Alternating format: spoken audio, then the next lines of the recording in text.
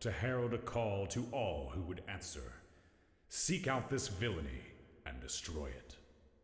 To succeed is to achieve everlasting glory and riches beyond imagining. To fail is to lose everything. Will you answer the call? Fuck it.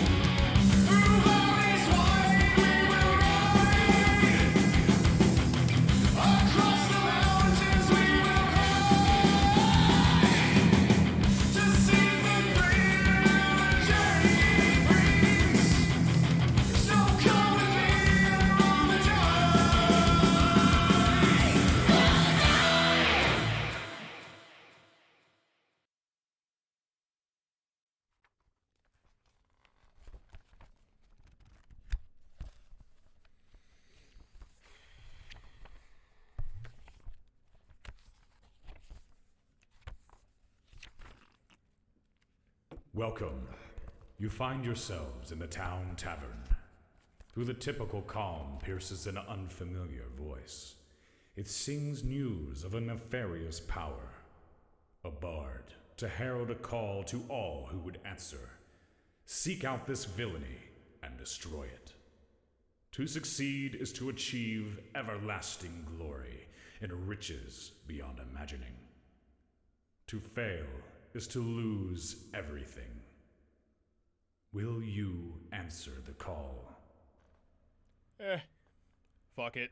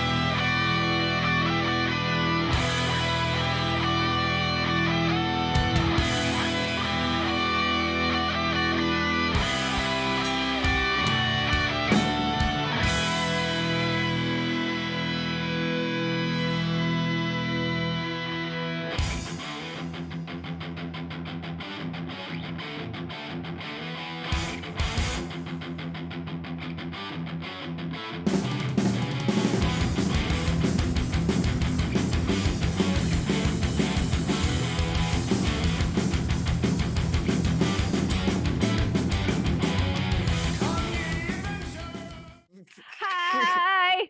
Hi. Hello, all you Ents a-toking and all you dragons a-smoking. Good evening and welcome to the Chronic Chimera, where it's 420 and smoke blaze it. Just fellow Ents. Welcome back to WovenRealm, a 13th Age independent broadcaster actual play. 13th Age is a fun D20 fantasy game. If you're here, you know what it's all about at this point, hopefully, because it's what we've been playing for 3 seasons at this point. I am back here with my dear friends, AJ as Constance of Eternal Trust, the Asmar Paladin, Chris as Soren Silverthorn, the Half-Elf Bard, Sam as Oleander Morgenstern, the Spirit-born Necromancer, and Lucy as Azara Solaris, the Half-Elf Cleric. And I, Puddins, Alex, whatever you want to call me, am the Game Master. That fucking guy also applies. If this is your first time, welcome.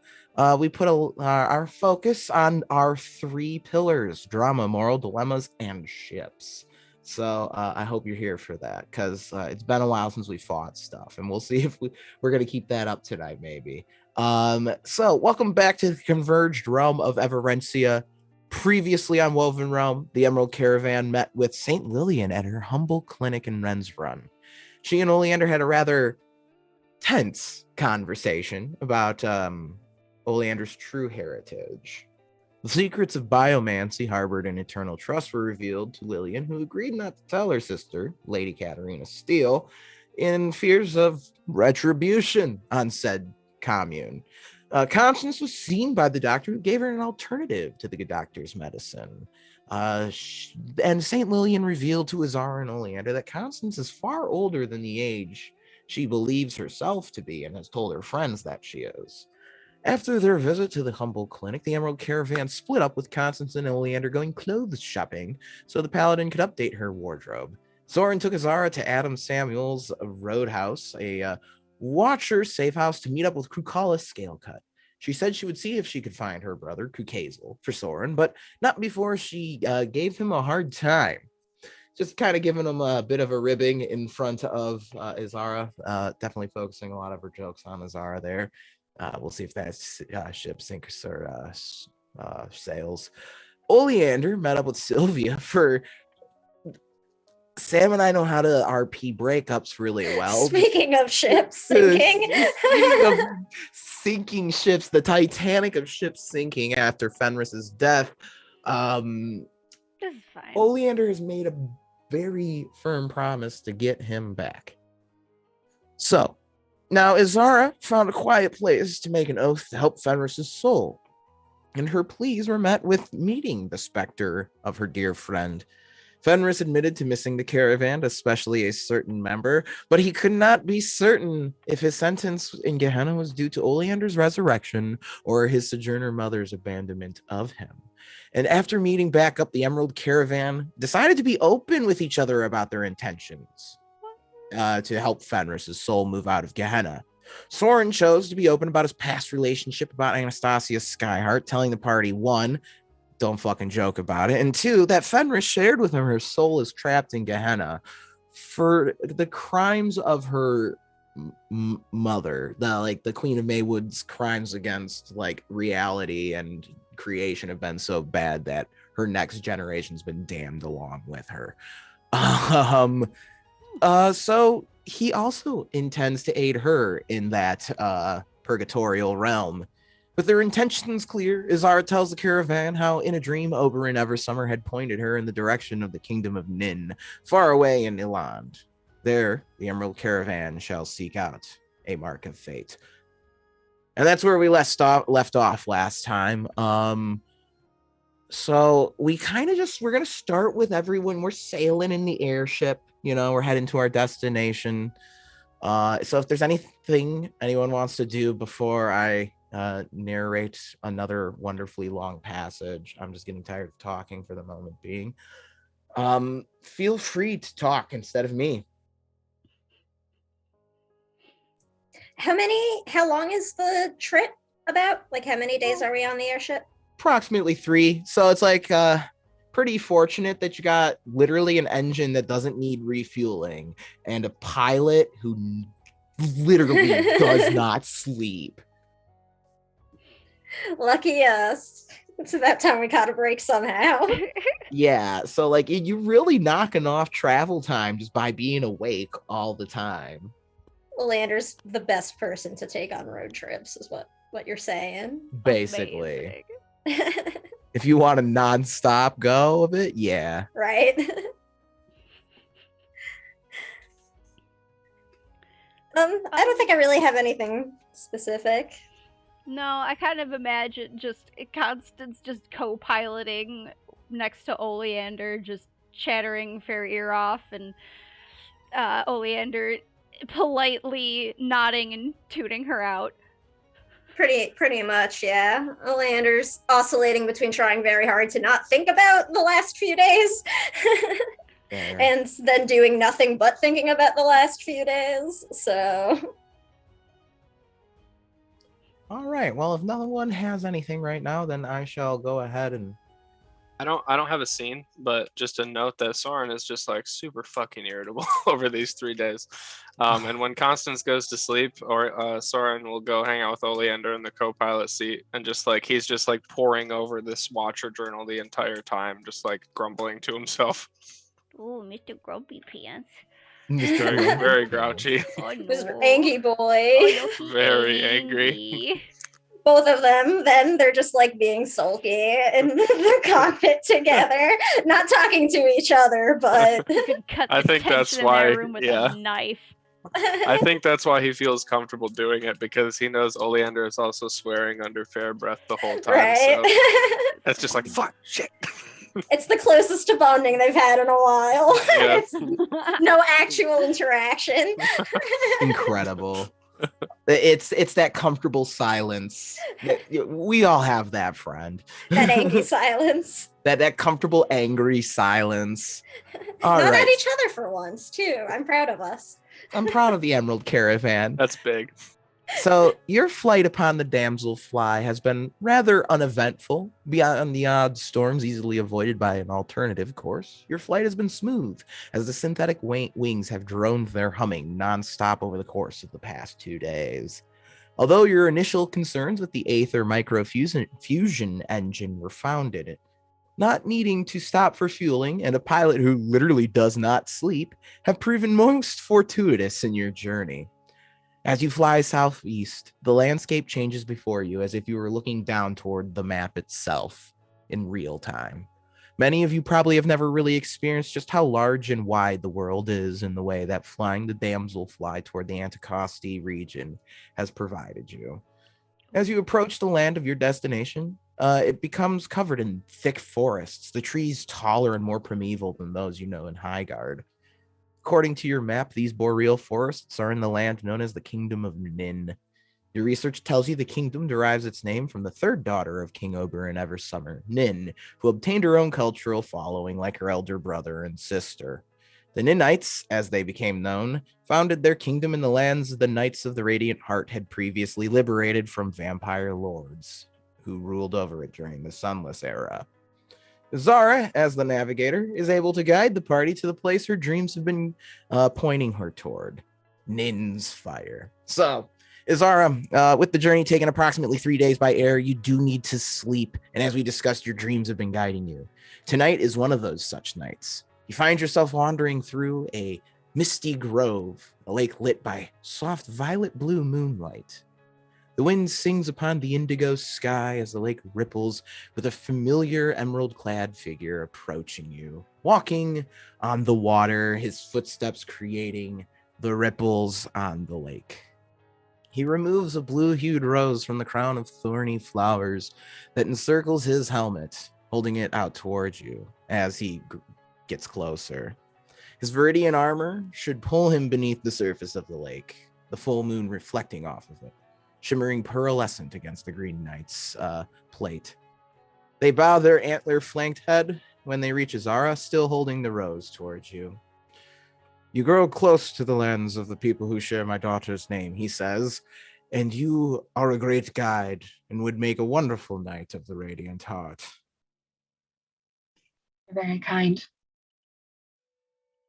And he kind of like points into the water, and in the reflection of the moon, like after like a second of shimmering, rippling and waves in the water, this town kind of appears next to the mountains on a plateau above a very like ancient looking forest is the best way to put it.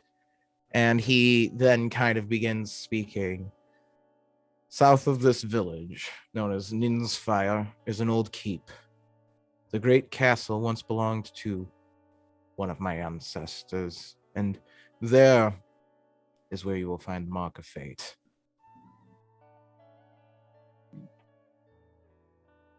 Is there anything I should know before leading my friends there?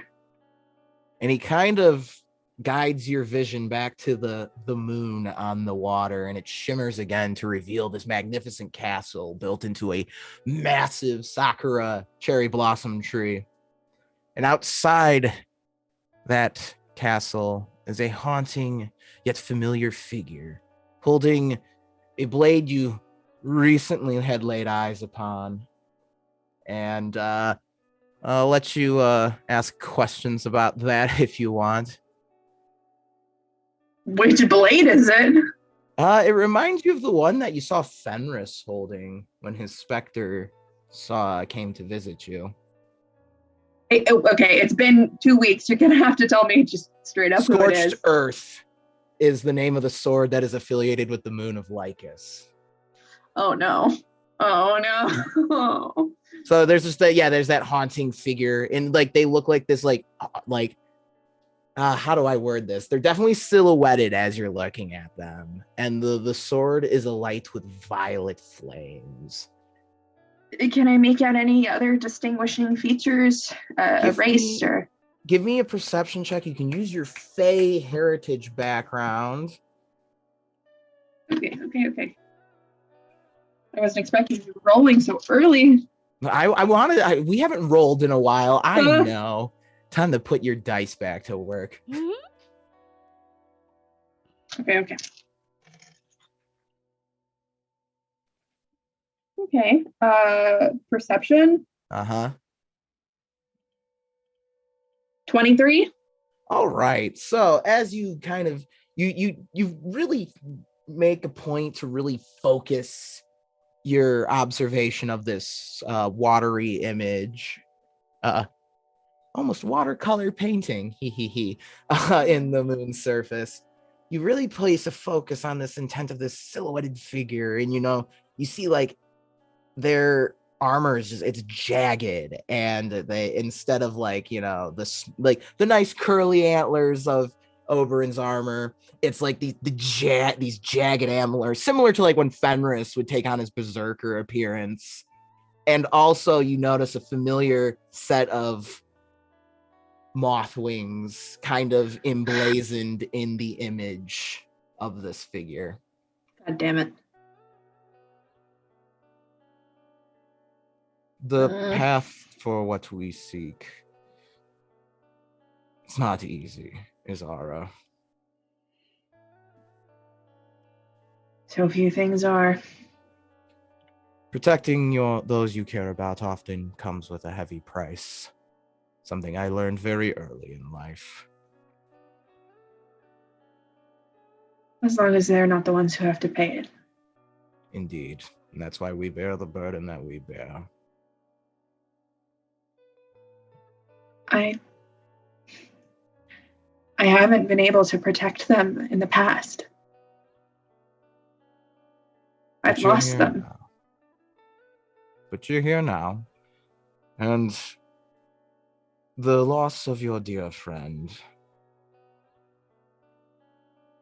it was the cosmos acting, not your doing or lack thereof.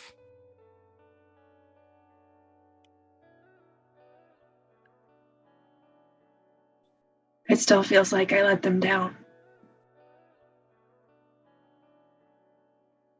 I can assure you from my discussions I've had with the Emerald Star, you make them proud every day you march forward.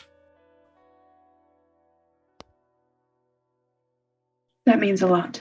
Thank you. Of course. And I have arranged for your grandmother, and he kind of like gestures back towards the village he showed you before. There's a grove nearby, devoted solely to my daughter, but I have arranged for your grandmother to arrive there as well. If you wish to meet her, she will be there. I'm trying to remember how much Izara knows versus how much Lucy knows. Sorry, what? Your grandmother, your mother's mother, I know her quite well and have asked her to meet with you. As I said, I knew your mother. I know your grandmother. She's my wife, after all, so I asked her as a personal favor to come and meet you.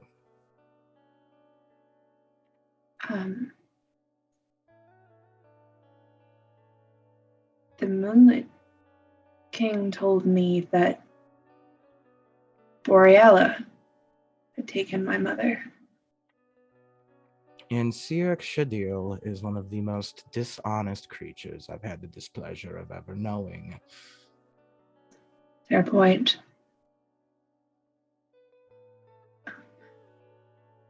Yes, I would very much like to meet her. Then I will make sure to let her know of your arrival in Inspire in a day, then. Okay. Thank you. Why? Because, as I said, I made a promise to your mother long ago to look after her and her family. And I intend to uphold my oath. I am truly grateful for your aid. And I am grateful for yours as well, Zara. You have helped me in many ways that you do not realize of this moment, but that will come to light soon.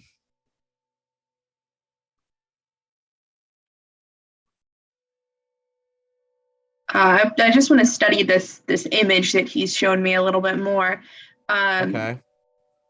I don't know. Is there anything other than this figure or anything else about this figure that stands out to me that seems important or perhaps dangerous that we should be aware of? The wings give away the obvious connection to the Moonlit King. The figure, I will, because you got the 23 on the perception check. The figure bears a striking resemblance to Oberyn's armor, but it's like a jagged, twisted version of it, like a corrupted version of it. And that imagery, does that ring any bells? Have I read about anything like that before? Or I know Soren was the one who told you about Oberyn initially, but none of the stories he told you were about like this sort of figure. Let's see. You can roll another, like, give me like another, like a knowledge type check based off of like your readings. I'll take that. 18? 18. Let's see. So you've probably done a little research on the region you're going to. According to like old tales, the Moonlit King was like a member of their fairy pantheon and kind of turned against all of them during the at some point he turned against all of them and sold them out. That didn't end well for the Moonlit King either, as he got omnommed and all that good stuff. So so this imagery is probably somehow linked to the Moonlit King. The sword Scorched Earth, you've probably seen it. It's actually linked to the moon, not the deity Lycus, and Lycus likely obtained the sword after killing the Moonlit King. When the Moonlit King had the blade, it was known as Night Flame, which is a very different name than what it has now, because demons are mean like that. I know he's a devil, but does he have to be so mean? That's like the quote of this like season so far, and I love it. But yeah, that's about all I can really give you based off a very hazy silhouetted image. Yeah, that's fair. What about the like facade of the building? Of the what? The building, the castle. It's kind of built into a giant tree. What else? Let's see. There's a lot of draconic imagery on it, but not like, the typical dragons you think of, like the long dragons that you would associate more with, like, in our world, Eastern dragons. Mm-hmm. Draconic imagery. Yeah. Is any of it painted? Is it colorful, or is it just stone? Oh, this building's very colorful. You will soon learn as you arrive at this place. It is a very colorful place. Are the dragons painted? Yeah, and like their antler, they have like antlers instead of horns, and their antlers kind of have like tree stuff growing on them and whatnot. Are they all different colors, or are they all the same colors? No, just all the same color. It's kind of like to match the tree, like the nice pinkish, reddish hues of the cherry blossoms, that like grayish, aspeny color of the wood. What is the entrance situation? Is there a moat or a portcullis, or is it just a door? Thorny brambles. Are we talking like a Sleeping Beauty situation? No, more like overgrown rose bushes, almost. Okay. And like then you've got the wicked figure standing in front of it as well. That's kind of scary. Is it? So it's built into a very large tree. Is it in a clearing of some kind? Is it on a hill? No, it's in the forest, like the deep forest. In the forest. Yeah, okay. Like kind of like similar to the forest that you're starting to fly over. Mm-hmm. Okay, and really analyzing this painting, huh? Yes, I'm trying to gather intel. I'm not leading my friends in blind. You will be able to gather more intel when you get to the town and can ask the locals questions that will be more direct than a cryptic god figure. Okay. Like there will be plenty of opportunity. You will also get some advice from an NPC. I don't want to spoil that just yet. Okay. Well, Azara's just gathering as much intel as she can right now, because again, she doesn't want to lead her friends into danger if she can help it. And then I'll remind you from your other previous reading, Oberyn is an incarnation of the god of war, Gorweir, and the god of storms and all that shit. And then his wife, the Lady of the Lake, is actually the Fae incarnation of his wife, Gwynlia, who's actually a Fae goddess anyway. Just a reminder to you. You will get more into this lore eventually.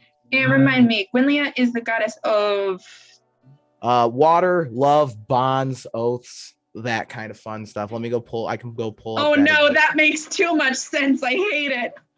Yeah, I really went hard with it. Here it is. That explains a lot about Azara and her mother. Anyway. Goddess of water, rain, bonds, and love, often depicted as a beautiful fae woman known as the Lady of the Lake. Her home realm is the realm of Bitopia, which is kind of like a paradise city that like folds on it. We'll get into it eventually. And she is the wife of Gorweir. Gorweir got banished from heaven for marrying her. Fun fact. Maybe you did read that. There are so many parallels. Oh my god. Yeah, he got banished. His father, Kovar, his mother, Kovar, banished him from heaven for marrying her. There's a lot of parallels we're working with here, okay? It all makes sense eventually. Anyway, so you get woken up by like turbulence. Oleander and Sword are like, fucking shit. You hear them from up the cockpit. Oh no! But it's fine. It's just like, minor turbulence. Oh, well, Constance is still freaking out. Constance, are you okay? Oh, yes. What? No, we're falling out of the sky! We're not falling. Oleander, Soren, is something wrong? Shit! Oh, Shit, my son of a- apologies. My apologies. Just like- I'm still not used to air travel. It's just a string of like high gothic swears over the headset. Just no, everything is fine. Are you sure? Fine. Okay. And so after Oleander and Soren finish cursing, your ride smooths out. When you kind of look out like one of the observation windows, this big ass floating whale in the sky, just you see the tail kind of like break up the snowy clouds and descend down toward the mountains that you're flying over. Oleander and Soren's navigational equipment probably didn't account for the big ass sky whale that snuck up on them. I'm going to be making a complaint of that in my flight report. I tell you what. All right. I am not liable for Skyvale damages if that is a design flaw. Yes, Oleander, I'm sure. Do you want to make an intelligence roll for your due diligence on the flight records here? Oh, yeah, sure. I don't know. I want to make y'all roll the dice, but I don't feel like making us fighting because that's just too much work. Effort. Not super great, but I'm awesome now. You also can use your nerd alert or whatever it is. Nerd alert, that would have been great. It's freaking nerd though. 22. All right. Oleander, your flight records, Father taught you well how to keep good records. Fucking right. This is almost like a magical Excel spreadsheet you've got going on right now, like multicolored and stuff. You got like a section for like accounting for the weather, altitude of the journey, length of the journey. You make notes. Note pilot has no need to sleep, and you're like, running hours of total flight and stuff. And your math is great. And like even at one point, Soren's like, "Don't forget to carry the one." You're like, "Oh, shut up." But no, you're keeping good records. And if we have nothing else that we want to do before arriving in Nin's Fire, I'm going to switch over we have a map of the region.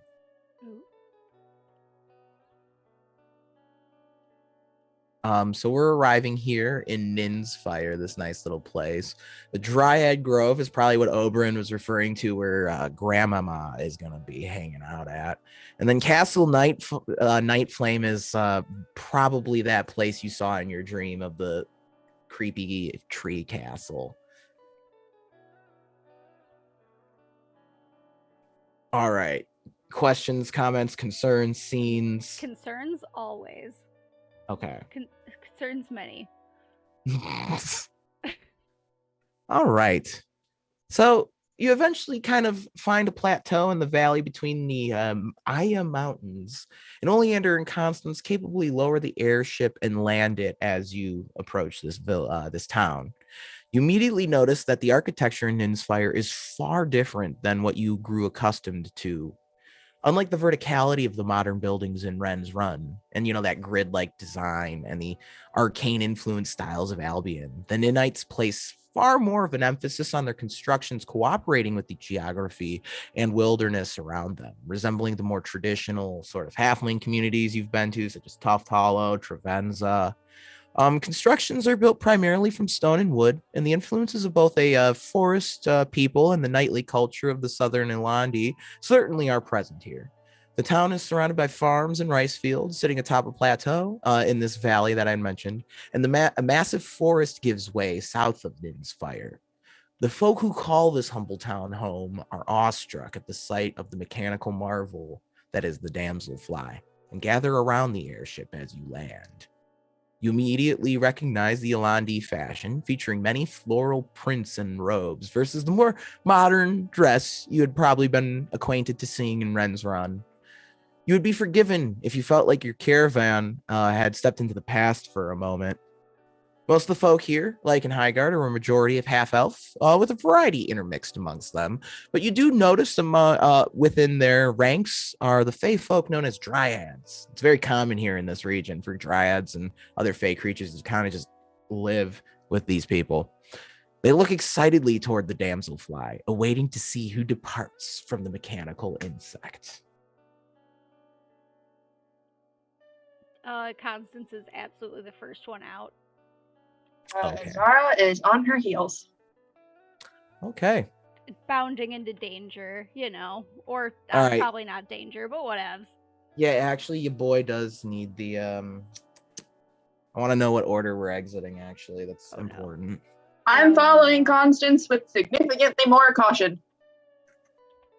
All right, so we have Constance.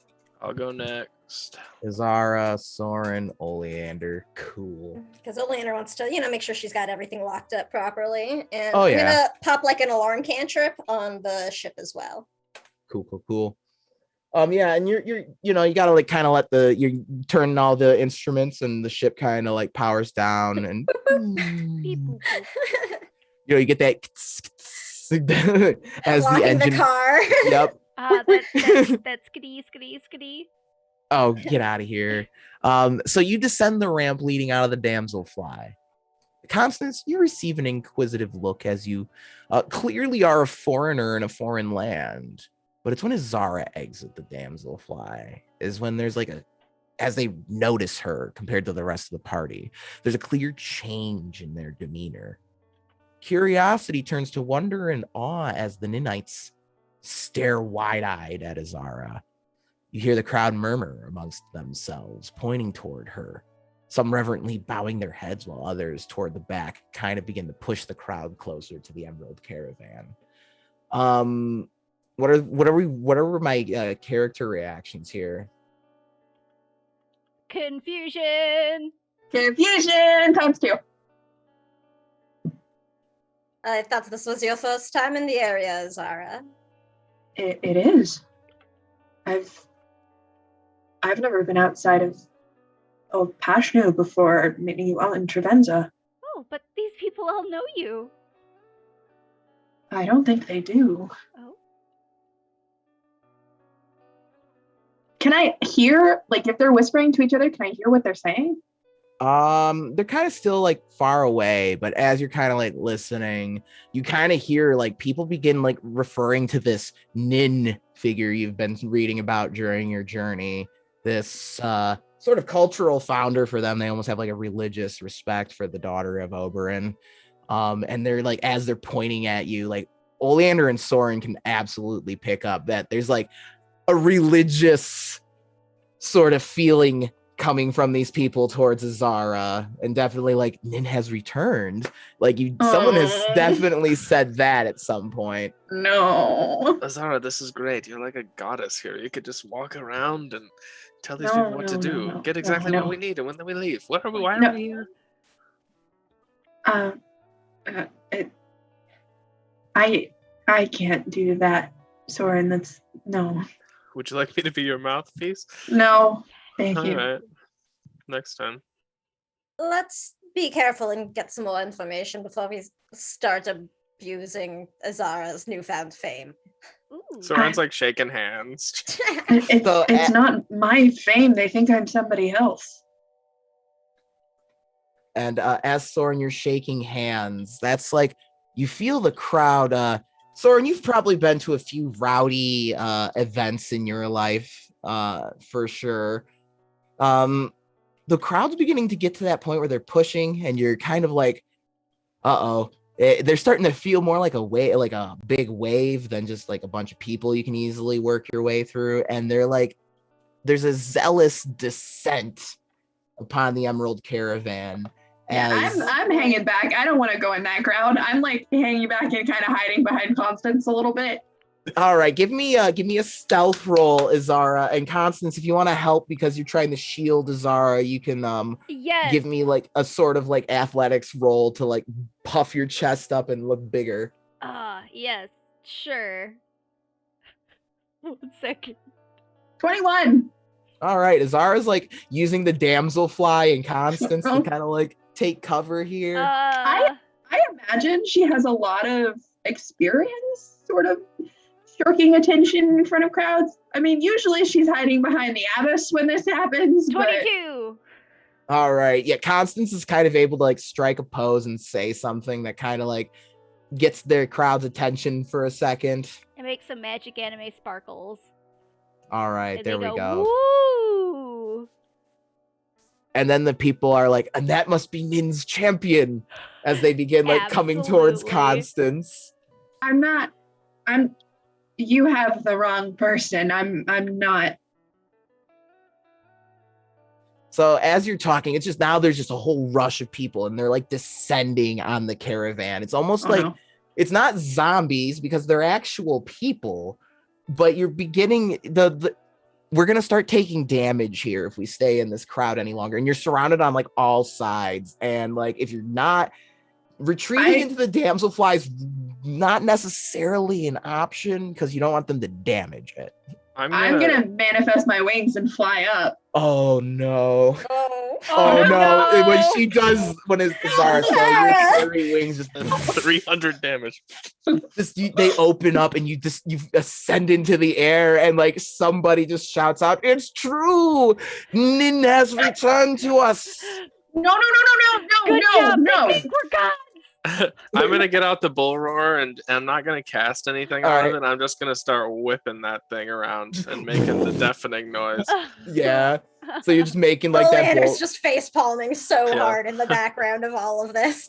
If they do quiet down, then I'm gonna begin telling a story. If I get a word in. Give me like a performance roll with the bull roarer. So I'll let you apply like a +3 background because you're a bard. Like playing music's your shit.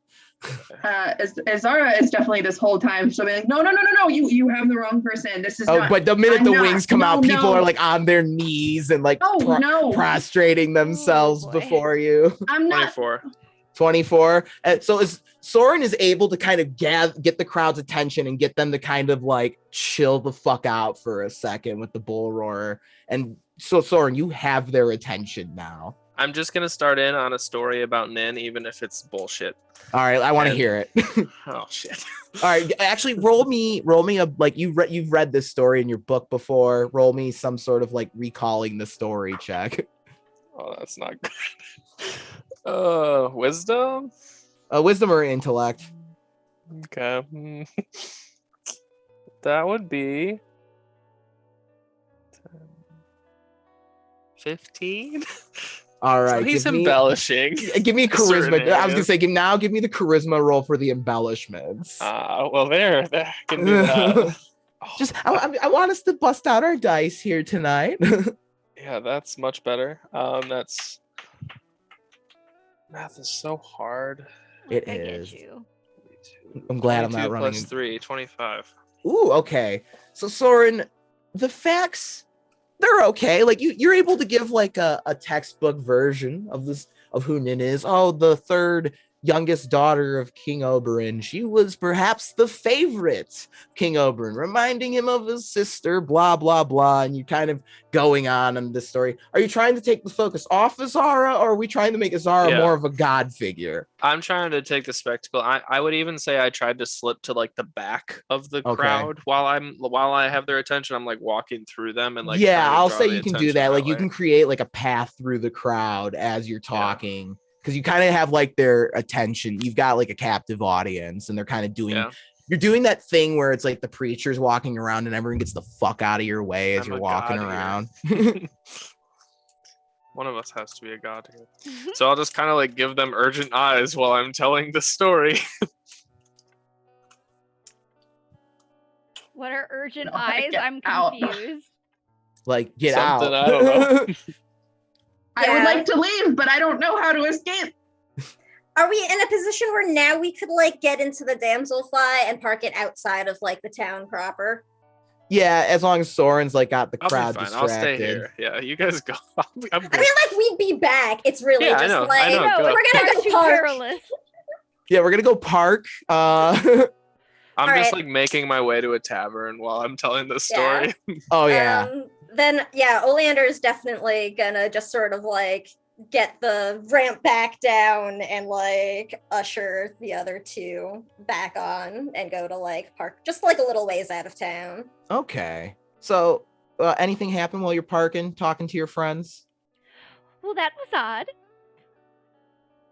To say the least. Alarming. Are you okay? It was a little crowded there. I'm not comfortable with them looking at me like that. I have had enough being someone's chosen one for one lifetime. Okay. Well, you're a bit taller than me, but I think we might be able to rig up some sort of impromptu disguise, at least, to maybe make you look a little less like this Nin, or at least less like you, who looks like this Nin. Yes, that I'd appreciate that. It is probably the purple hair that gives it away. Yeah, that's probably true. Just quite distinctive. If you were listening to Soren regaling them with tales about Nin, one of her most identifying features was a purple set of eyes and purple hair. She just like pulls her hair back into a ponytail, flips up her hood. Beanie.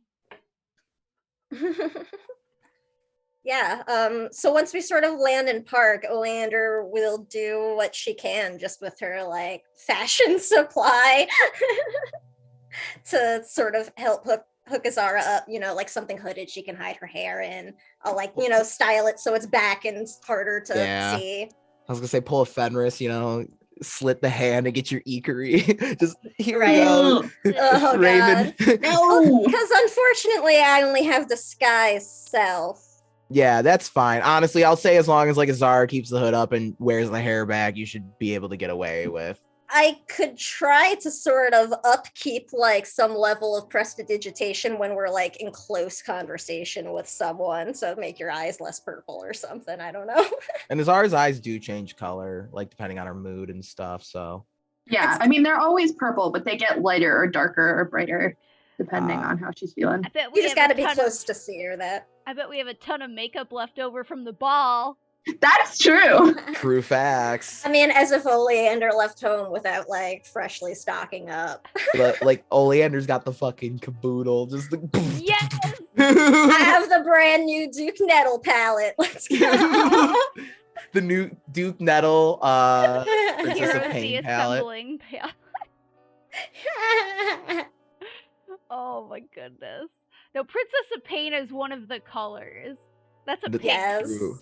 That's so good. So we'll jump to Soren in the tavern really quick. So Soren, you've got like kind of like a bunch of these people surrounding you. They definitely dress more colorfully than you, though the robes do look comfy. And they're just kind of like, and what's it like to know Nin herself, good bard? Though I tell many great stories, I do hate to disappoint, that was not actually Nin. Just a member of my troupe that looks like Nin. We're a traveling group of storytellers, and we thought we'd put on a show for you today.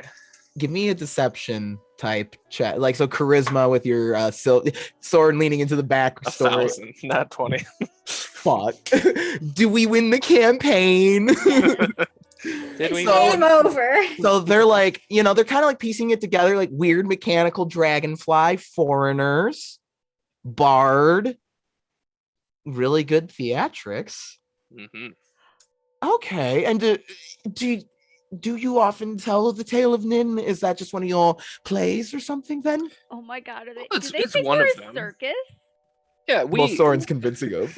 we have many stories. I have many stories to tell in my secret book, and I'll show them the book with chains over it. Nobody touch this, and I'll like show it in front of the kids a little bit, so they ooh and ah as I like swoop past them a little bit. Like, no, we just we were coming to Nin's Fire. We were just passing through, and we knew the story of Nin, of course, as everyone should. And we just thought we'd give you a little presentation on this fine morning. Well, you should probably have Brother Harriet go over the text for historical accuracy's sake, says a voice in the crowd. We'd be happy to, of course.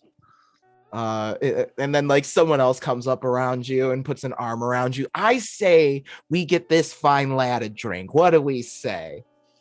Yeah. All right. Yeah, sounds good. Oh, and you do know that there's just the forest. If you have, just kind of stay out of there. It's scary in there. Can you run that back for me? As I look out to the forest as like my friends are parking. Oh, there's some hardcore folk who live in there, and you're just better off not associating.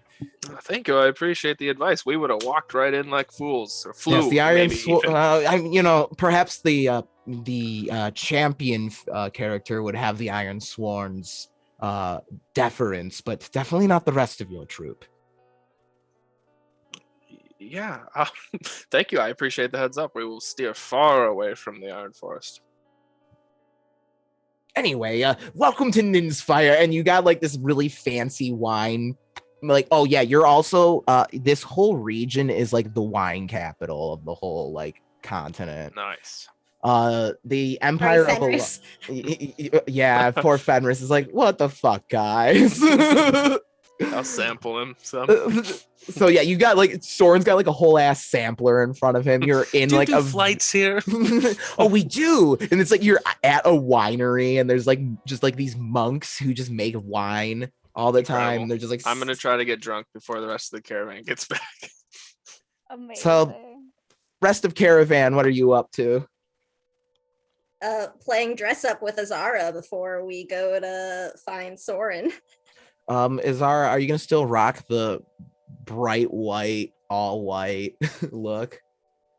If I have anything else, I bet some of Constance's clothes fit.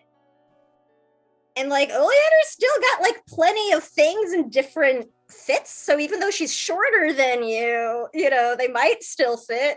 Constance pulls Soren's out got her old frilliest stuff. frock, like her actually? frilliest like mini dip. dress. Wait, Oleander will totally just invite herself into Soren's shit and be like, maybe something will like look good here. And it's just like this ratty ass hoodie. It's like Soren's like weekend hoodie. Hey, that's my Judging. hoodie. You didn't have hoodies back then, you weirdo. Okay, Reki was wearing a hoodie for the record in the one Weekend- shot. I know. I Weekend was like, cloak. Look, a shirt with a hood a sweater with a hood can exist in this era. I know we're Like- asking some really difficult questions here. What's your disguise? Constance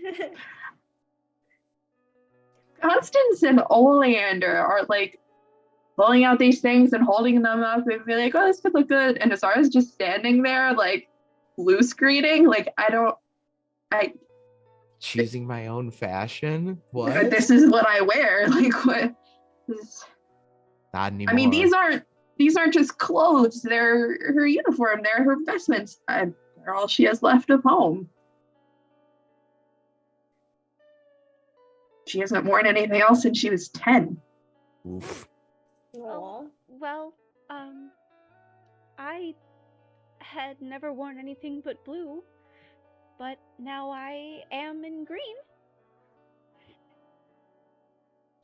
I know it's just an outfit, it's just a color, but I mean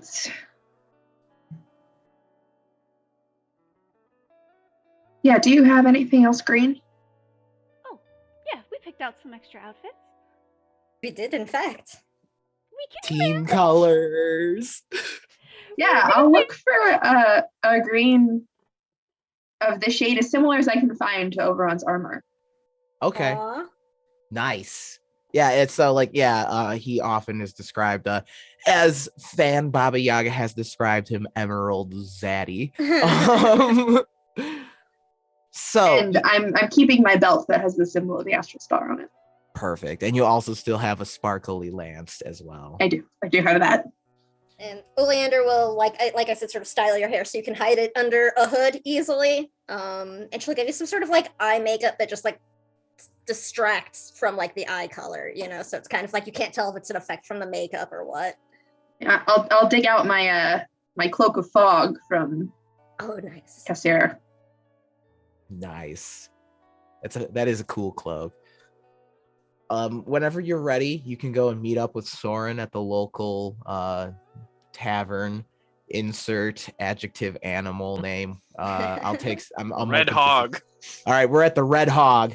Amazing. As The soon as Red they Hog walk in, Winery. I will instantly just be like, "Oh, look! The rest of the troupe, the acting troupe, is here." Oh, there's clapping because they think it was just a show, and they're just like, "That was incredible! I love the giant dog. That was my favorite part."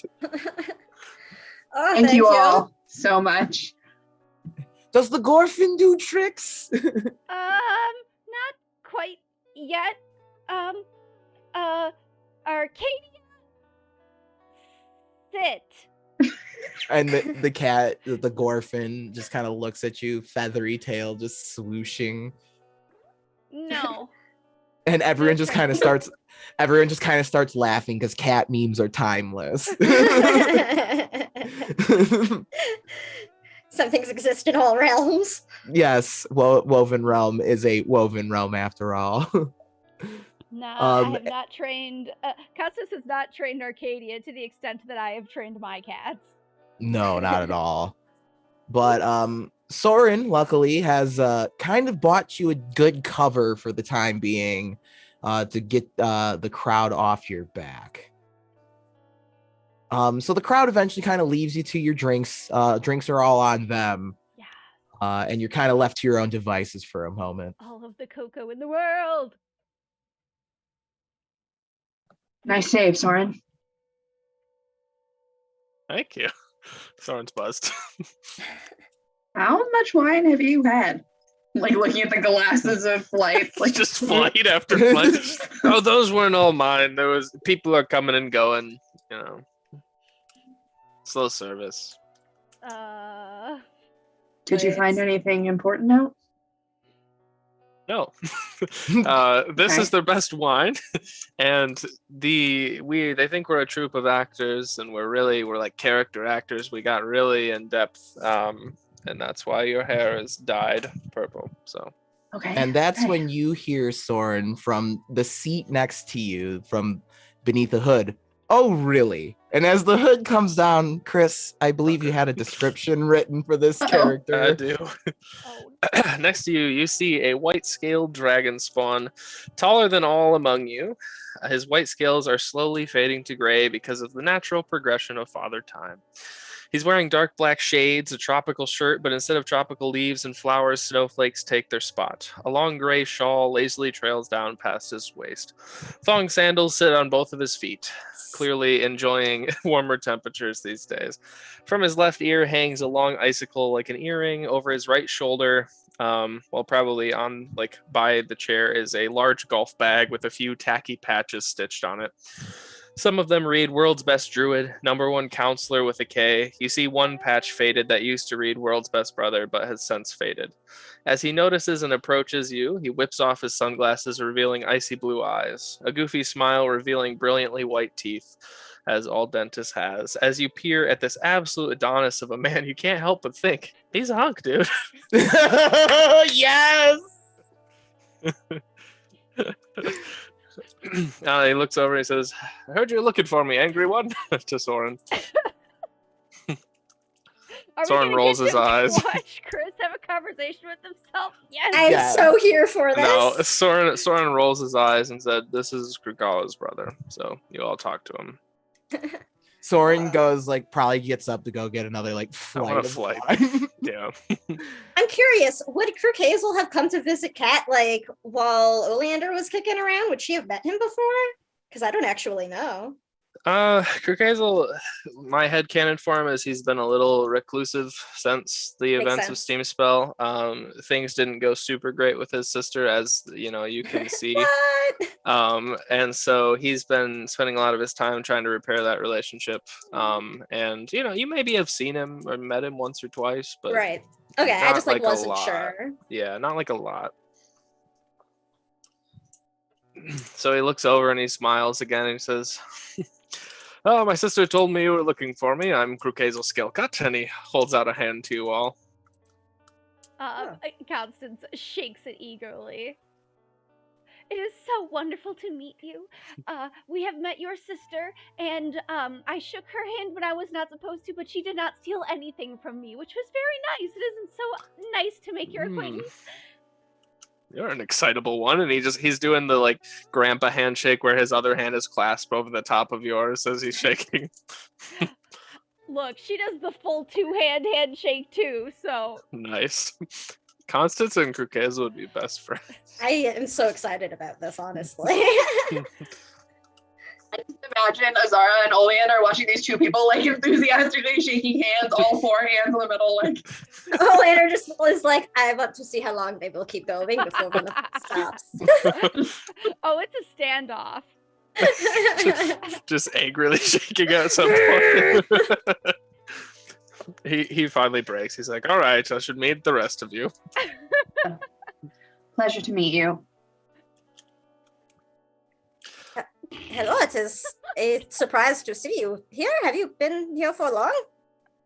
No, it doesn't take me long to find people these days. I've got a lot of friends, so I heard you were all looking for me. I thought I'd make a vacation out of it, and he points down to his golf bag. Oh my god. He's got like this, like, I like to imagine, like, you know how they have the fun golf club covers? Like one of them's like a dragon or something. It's gotta be. little tongue sticking out.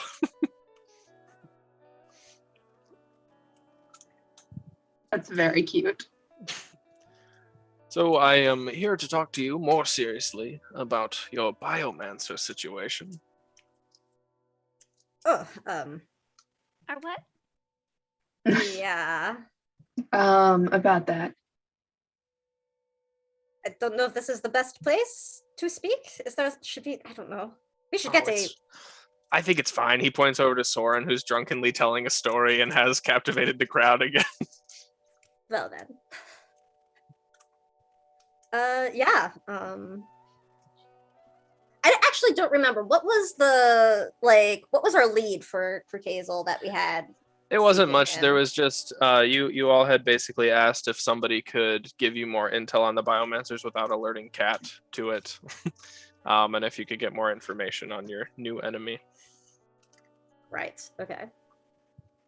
Did Lady Steele already send you the information? Or Lillian. Or Lillian? rather? I don't know. Lady if you have Partridge? heard I don't know. of her. No, nothing. I'm just here in the dark, ready to golf. This was just a pit stop, like I said, and he's just kind of stretching his forearms. Have you heard of someone calling themselves I immediately forgot his name. Good Doctor. doctor. Good doctor. No, I wasn't gonna say the good doctor because I don't want Constance to recognize it. Dr. Victor Belmont. That was, I kept thinking Belnor, and I was like, that's not it. Ah, yes. Man, Bellinor the Biomancer. Ooh. Ooh. Villain arc. Heel turn. He kind of narrows his eyes a bit. And he's like, Unfortunately, I have. It was the one we were never able to find. So, What can you tell us about him? we have good news and bad news on that front. Well, after the whole overtaking of the town, we did hunt down the rest of the biomancers and make sure they were extinct to the best of our capacity, but a few got through the cracks. I was reaching retirement age at that point. My mind was elsewhere, and things were getting slow. So we did encounter a few references to this Dr. Belmont, and he says as if he doesn't know the actual name that you're some reason trying to avoid. Hey, what did Lillian's medicine do? Was there any noticeable effect? You know, like you'd have to like look closely, and it might just be the light, but you think Constance's hair is maybe a shade lighter, maybe a little redder. Ooh. Oh? Oh. Do you have information on this figure? I mean, I'm past my prime, but We have we have some paperwork you might be interested in seeing. The thing Absolutely. is, it's all a bit of a delicate situation, politically speaking. What is? well, I know my way around those for the very least. We haven't told Lady Steele. Well, I suppose if you want me to keep it a secret, I can keep it a secret. That would be appreciated. All right, hand it over. Very well. And Oleander will pass over a big old stack of documents that we found. He'll flip through it for a while, and he'll just kind of like look up over he gets out little reading spectacles, and he just kind of looks up at Constance a few times and kind of squints his eyes for a second and looks back down. She looks confused as all hell. She has no idea what secret they're keeping, or what's going on, or what these documents are, or where they got them. She is just she looks very, very confused and uncomfortable.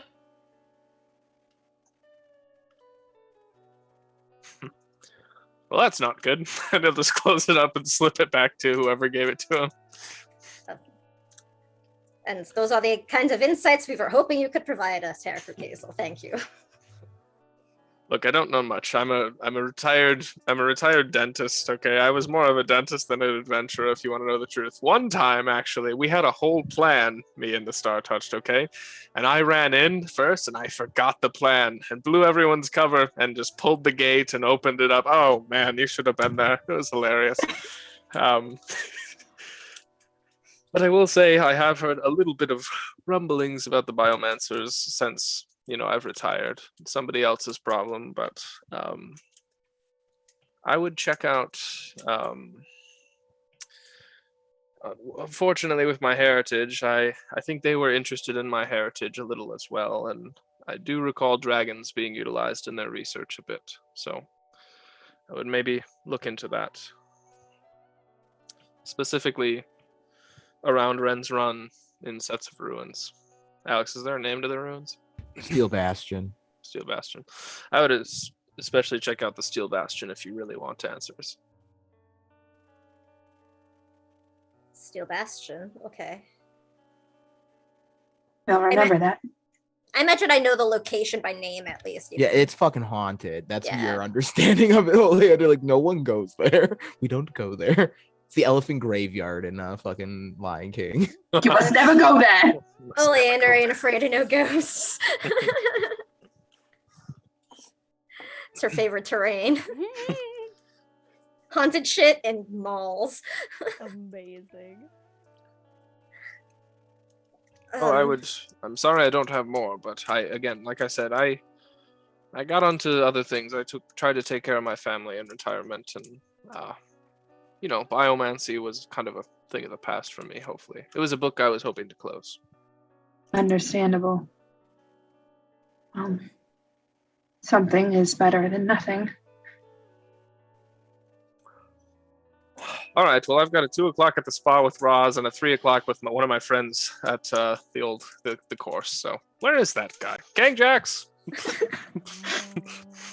Rukazel gets up, makes his way out of the bar, and that's when a drunken Soren probably meets back up with everyone else. Yeah. Before he leaves, Krukeza looks back and he says, 2 pieces of advice. All right.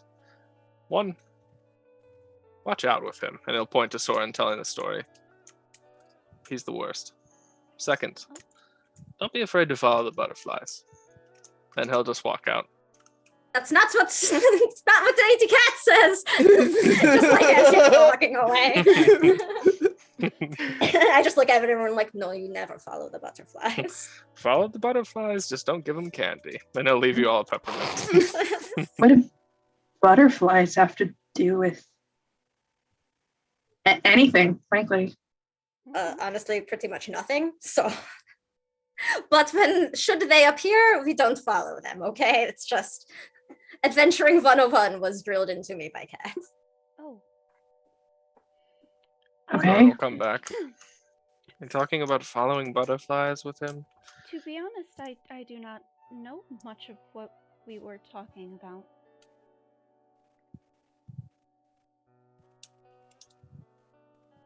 Well, it seems like we might have another trip to make when we head back towards Ren's Run, is all. I have some research I need to do.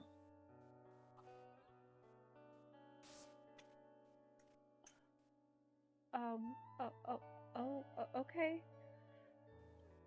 I suppose if that is all.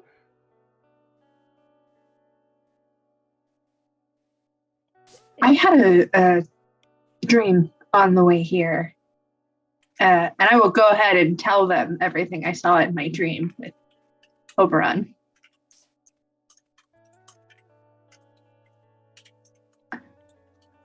I knew that the Moonlit King was a liar, but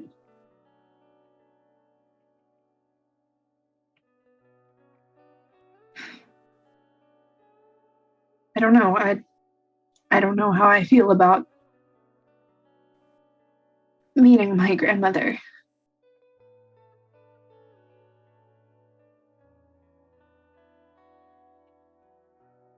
I mean, if you don't want to, you don't need to. No, I want to. I think I want to.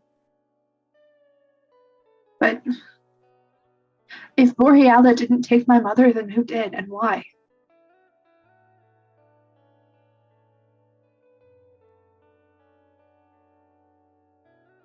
And where is she now?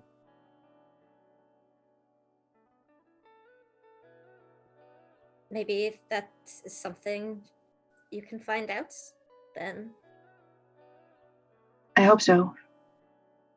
All of the extraplanar beings that we've encountered recently have been pretty cagey about that kind of information.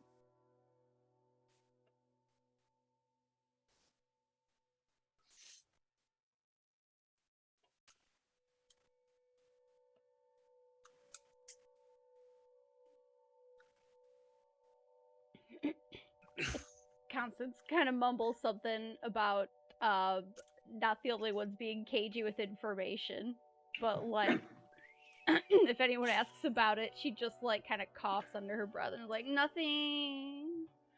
What? I didn't say anything. It's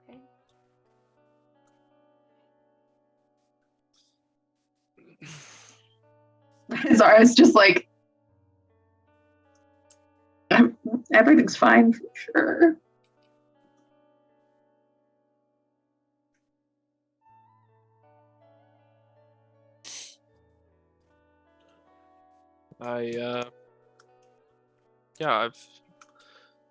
I've secured us lodging for the night. Alex, I'll just pay for it.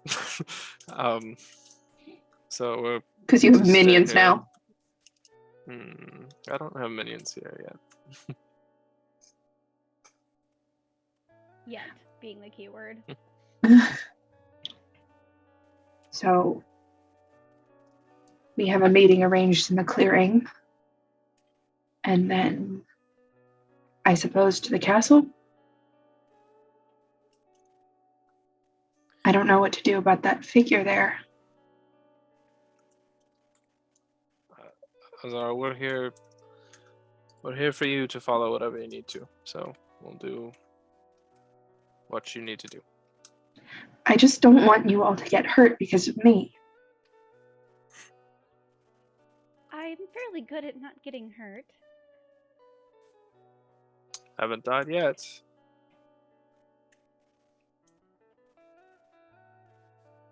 No, 2 of our number have, so count your chickens.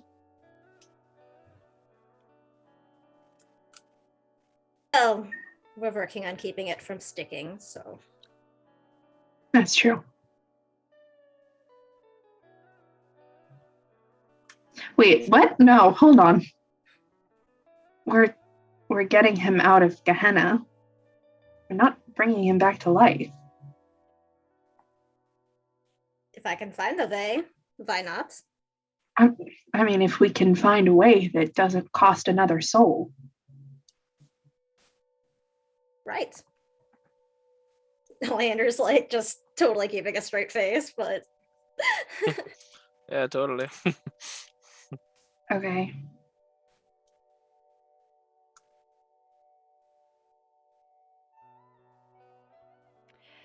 It's really fun how all the players are telling each other everything, but the characters aren't telling each other anything. I think it's more fun. Yeah. But yeah, I guess for viewers, a reminder, we've mentioned out of character, at least Oleander has every intention of like bringing Making Fenris a back. trade. Yeah. Oh, Fenris is. We'll get him. It's don't sweat it. It's fine. We'll get Necromancy him. stuff. We'll get I him. got it. Okay. Just don't think about it. Soren is in full support. Well, I'm pretty sure Soren has a similar plan. Maybe. Okay. Well, my next stop is the clearing. Is my vote. Do you want to go alone, Azara? Do you want us to go with you? I'd rather not go alone. All right.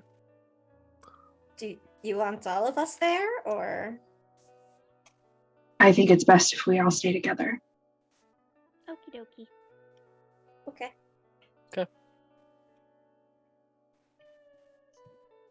Suppose we start making our way for the clearing.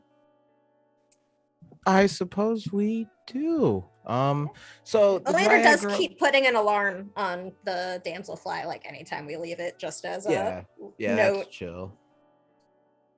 I'm sure if you talk to someone in town, you could get someone to look after it. But yeah, so the clearing's to the southeast of town. If you just kind of stay on the plateau and follow the cherry blossom trees it's winter, so but weirdly a lot of the trees still have leaves in this region. You don't understand how or why. Maybe it's just magic tree bullshit. You've encountered a lot of magic trees in your adventures. So you got to cross over a few bridges and whatnot, but you make your way out of town towards this forested lake grove. So you approach at what time? So like if you're heading there, so are you heading there like right after the tavern, right? Or the winery? Just for time of day's sake. Yeah, I mean, we got all checked in. I guess dropped off our miscellaneous stuff. Okay. So yeah, it's probably the early-ish evening when you begin heading over to the Dryad Grove. It takes time to do some of that stuff. And so you make your way there, and when you get there, the moon's out. It's a new month, actually, so the moon is rather fresh. The crescent reflecting on the lake. Kind of similar. It's a very similar scene to the dream sequence that Azara had with the Green Knight earlier. And Azara, there are two buildings, like these temple type buildings, these shrine like buildings that are built on the banks of this lake. But otherwise, it's like a just kind of like a the trees make like a circle around the lake, so it's very intentional looking the way they're planted and everything. Is there anything you want to say to your friends before I go into the next big bit?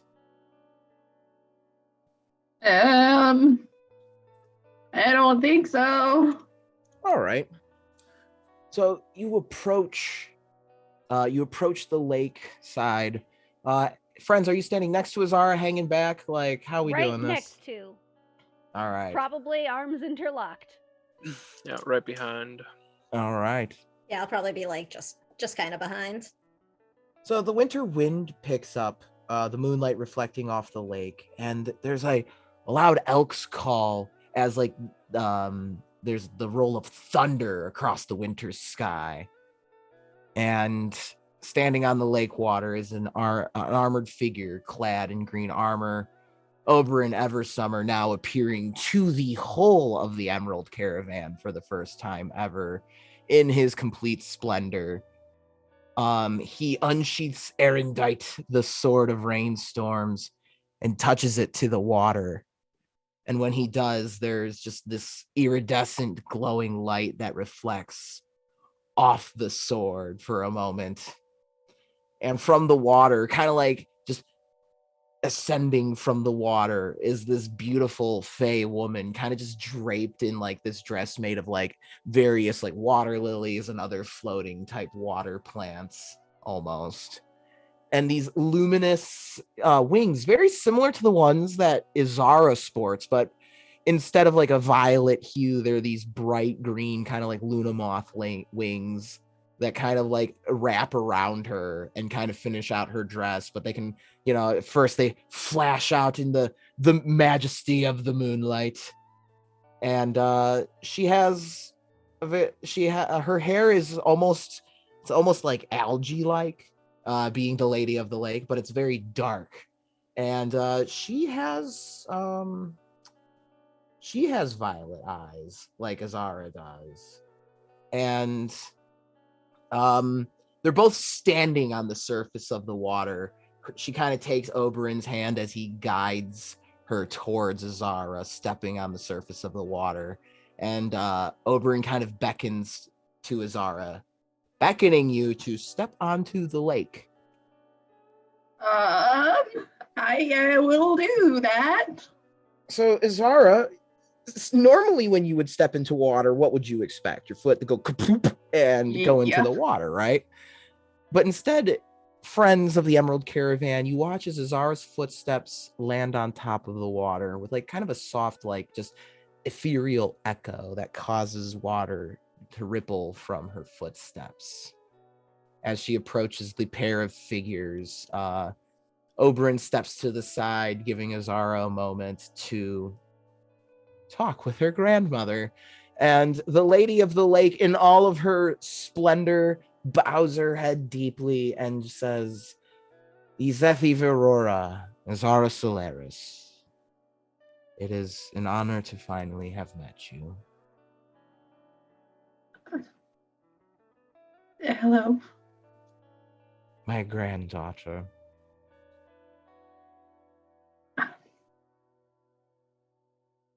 It's good to finally meet you. I have been waiting for this moment for such a long time. Why did you wait? Why did I wait? It's not that I wanted to wait, but I was waiting for my dear husband, and she turns towards Oberyn, to guide you to me. I was not necessarily aware of where you were. I was aware of your existence. I have so many questions, I don't even know where to start.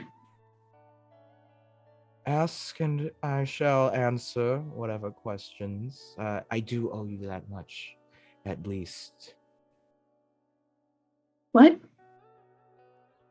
happened to my mother? What exactly do you mean what happened to your mother? Everything? Why did she leave? Why did she forget? Why didn't I know? Where is she now? Why did she leave? Why did she forget? She kind of looks towards Oberyn for a second. I think perhaps your grandfather would be better at answering that question than I. He understood her motivations for leaving better than I thought she was happy with us at home, but I suppose she found love elsewhere, and I cannot fault someone for finding love and wanting to seek that out. If you didn't fault her for it, then why was she punished? I don't understand. How is she being punished? The Moonlit King said her memories were taken, that she paid a price for leaving. As I said, he would be better fit to answer those questions. But he doesn't. I've asked and he won't. Oberyn kind of steps towards both of you, standing in between. Your quest for the Mark of Fate will hopefully answer that question of why she left and why she can't remember. For to be with Benjamin, it did take a great price. It's difficult for Nimue to discuss this matter.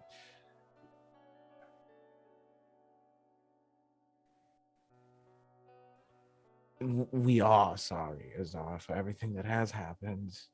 It's not that we ever would have wanted that to happen to your mother or father.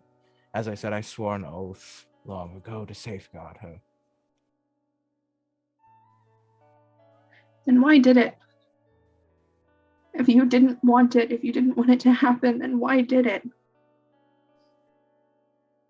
I believe what my husband's trying to say is that fate, the price of love, a sacrifice was needed.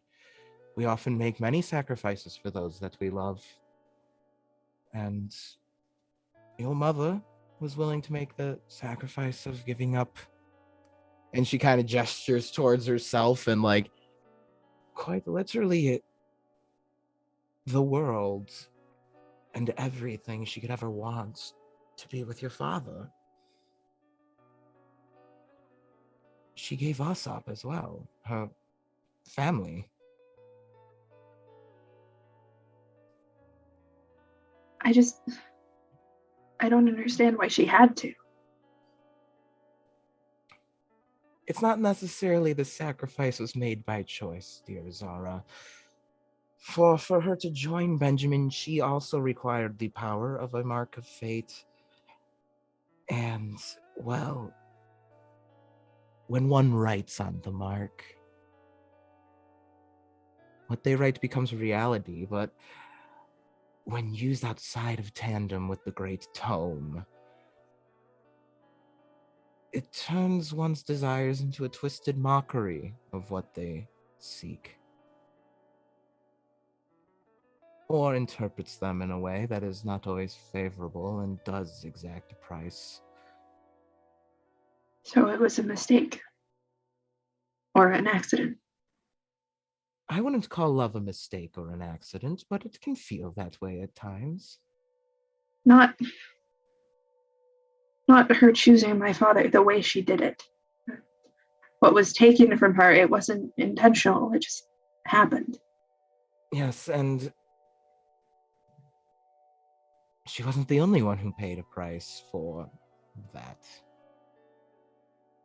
She kind of looks again toward her husband. What do you mean? It's not a matter of mine I should be discussing, but rather,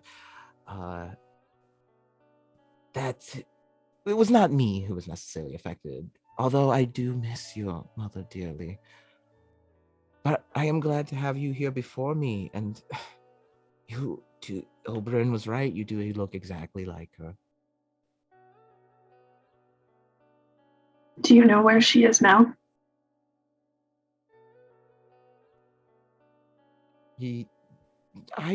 I would say that perhaps your quest is leading you closer to her. Within Castle Ninth Flame, I believe many answers you seek, as my husband has promised you, are there. I'm sure you've read many a tales about the maiden locked away in a tower. She's there? I mean, then Oberyn kind of steps in between again, putting his arm around the Lady of the Lake. That figure who stands outside the castle is keeping her there. I brought you here because you're the one who can free her, while also getting what you need to free your friend. You didn't have to string me along. I would have just done it. I know. It's just your experience with the divine has not exactly garnered favorable reaction to divine figures, so I was hesitant to be forthright, and for that I do apologize. It's been unfavorable because they've lied to me, and they've used me for their own ends without explaining themselves. If I explained everything to you right now, Azara, I do not think we would be here. What do you mean? You will see. Now is not the time for you to understand.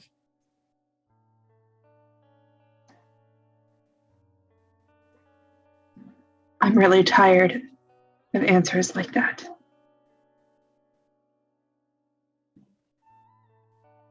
And he kind of just looks towards the Lady of the Lake and just like one of those, do I tell her type of looks. Like you can see it from underneath his helmet.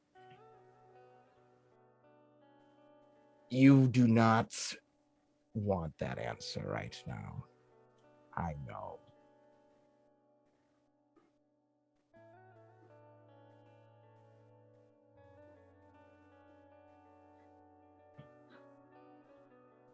Not a child.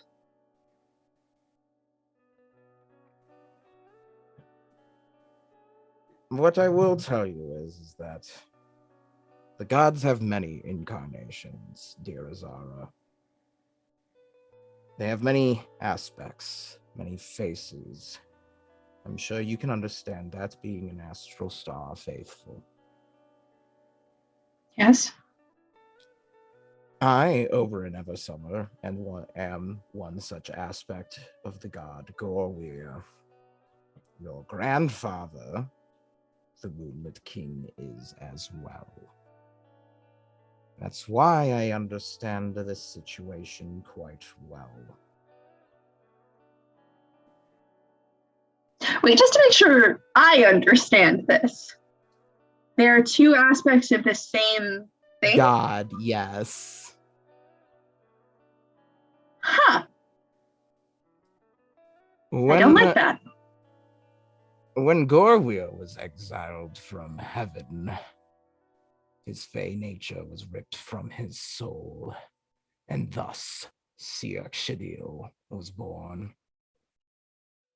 So, the Moonlit King is the Fey aspect of Gorweir separated from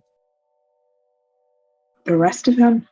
Yes, but the Fey aspect eventually rejoined Gorweir through, kind of gives a pointed look towards his wife. Me.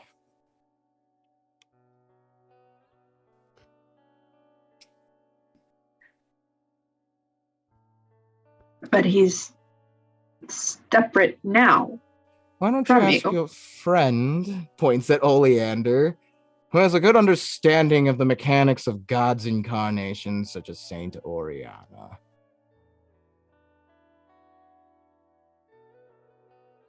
Okay. Just the biggest stink eye from Oleander in the back.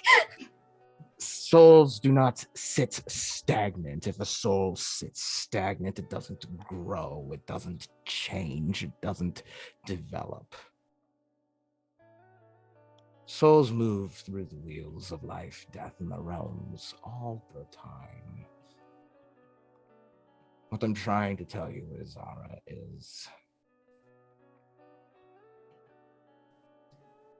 the reason I am helping you is because I promised I would. I promised you and your mother long ago that I would help you. And here I am now. I was worried you would not understand why, because of my affiliation with that fiendish being.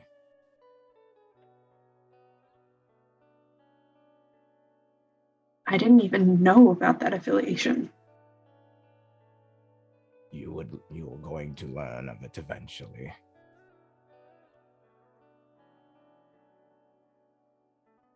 I don't. As she glances back at Constance for a minute. I don't appreciate being lied to. I don't appreciate you making decisions about what I should or shouldn't know because it's better for you. I'm only acting in accordance with your will, Izara. You treat your friends in a similar manner. I figured I could do the same to you.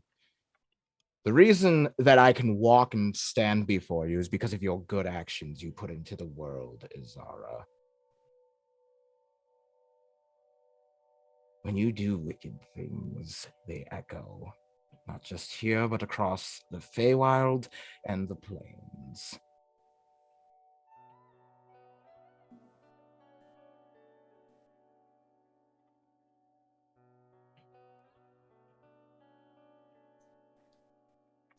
I know you will do the right thing, Zara, and I know you will want to save your mother, but I was not ready to tell you the truth of everything.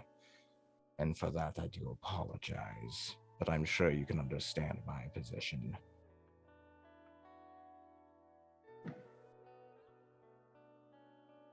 The difference is that you lied to protect you.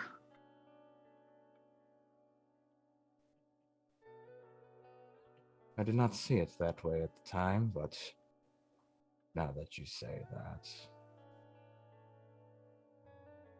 you're right.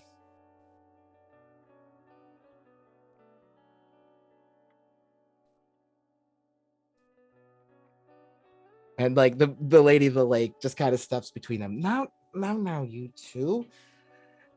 Izara, I do apologize for my husband's dishonesty with you. He's only trying his best to do what he thinks is right. Unfortunately, the moon has a dark side. Now, darling, are there any other questions that we could answer for you? I mean, how rude, we haven't even been introduced to your friends. Yes, of course. This is the Emerald Caravan. Constance, Oleander, and Soren.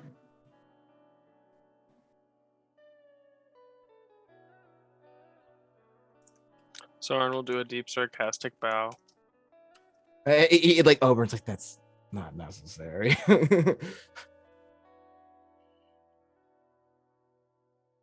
I mean, yeah, Constance, of course, goes into her deepest curtsy as per usual. I think for once Oleander's kind of markedly rude and just like fucking still standing there glaring.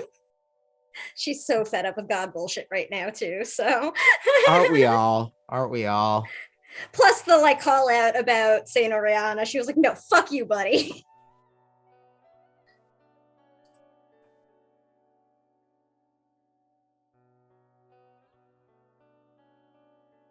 Lucy, are you gonna say the mean thing? Does anyone have anything mean to say? The moment has passed. It is not something that Sarah would say because it is very mean. Drop it in chat. I will. Was the caravan like we were right behind her like the whole Yeah, time? you're on the right? So lake we heard. side. the I thought whole they thing. were on the lakeshore and we were in the Okay, middle we of it. can but we that's can be. fine. I just didn't know. Yeah, so Constance heard that, by the way. Oops. Look, if you're gonna be judgy about a god lying to you, well, also lying to your friend Your at the best same time. friend. Your best It's friend. different. let me Soren's clarify. lying the least to Constance. I just like to Whoa. It's not the same. Leander do we hasn't have said any an other outright lie. Just way. saying. Well, Constance see it that way, though. Do we have any other pressing questions while we're here, people? I feel like we should. I mean, you got two god figures standing before shit. you, ready to answer any questions you might have. What about Pale Knight? Oh shit, Chris, what about Pale Knight? do not fuck with her. It's me, Oberon. Do not, just no, just straight to jail. No. Straight to jail. I would not affiliate. 100-year dungeon. And yeah, even the Lady of the Lake's like, I Straight would to not jail. affiliate myself with such a dreadful deity. So she is to be avoided then. Right out. Okay. I made the right call. While you can. Lycus corrupting one moon is more than enough moon corruption we need in one realm. And about Lycus. Is there a way to be rid of him? Oberon's just like, No. there is, and it requires the help of your specter friend. Fenris? How often is a clairvoyant with the heritage of Lycus and the very curse of Lycus born? It's a once in a, perhaps, well, forever opportunity. And without that, we need to be able to summon Lycus's spirit physically to the realm if we are to banish him from that moon.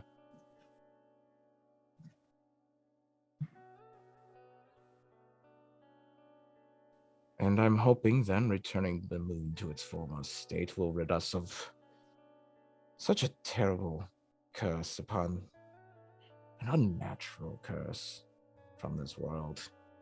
So it can be done. It can be done, and I'm going to help you do it. How? How do we do it? We get your friend back first.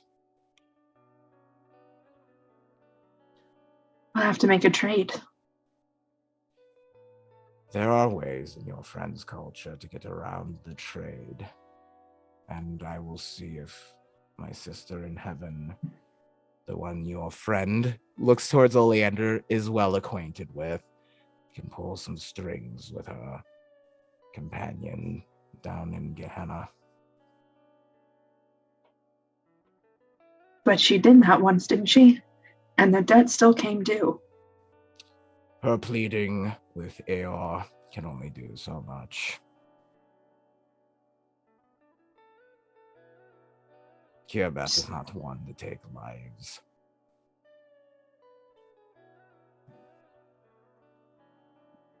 But he can come back? He can come back. There is a way. Then we'll get him back. Tears kind of well up in Constance's eyes, and she chokes up too much to be able to say anything.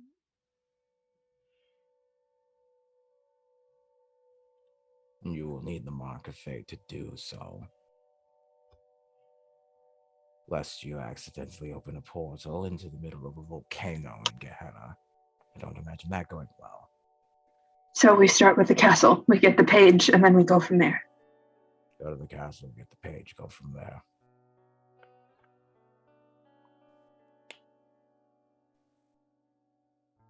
There are means to get through to the other realm, but we can approach that at another time.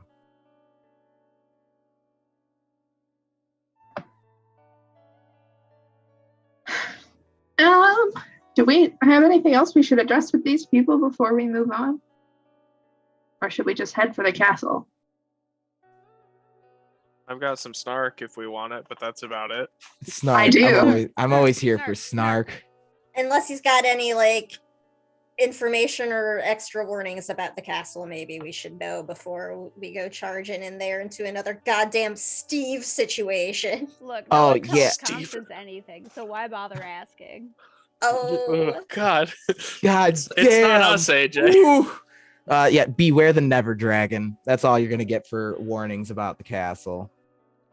God's our What? A Never Dragon. Have fun with that. Easiest one shot of my life. Yeah, I mean, if it's big, if it's like the size of a barn, sure. But maybe Soren. That's would what I'm still have saying. been It is. hitting that. Roughly.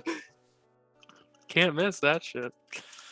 As they're leaving, Soren will just kind of like turn on his heel a bit and be like, "Do you gods ever fucking like help anyone, or is it always just fucking with people's lives? Like, what's the point of you?" Honest question. I'm not trying to be an asshole. I just am. The way us gods above can operate is not always to the way mortals like. We don't. Something I had to adjust to when I was still a mortal, and kind of gesturing towards the Lady of the Lake, was understanding that gods don't necessarily exist on the same timeline as something I adjusted to early on when I rejoined with Gorwir. All right. Well, can you go find a different mortal to fuck with at least for like the next 1,000 years or whatever? Your different timeline. And he kind of like just kind of floats towards Soren, because you feel like this green gauntlet on your shoulder. Soren, you just really like to push buttons, don't you? So And he just much. kind of leans in. That mortal I am fucking with, as you say, is the daughter of one of my own children. She's far more important than any other just mortal I could go and fuck with.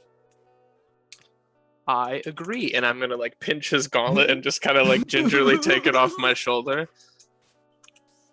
So that's why I'm angry. It's because I agree with you.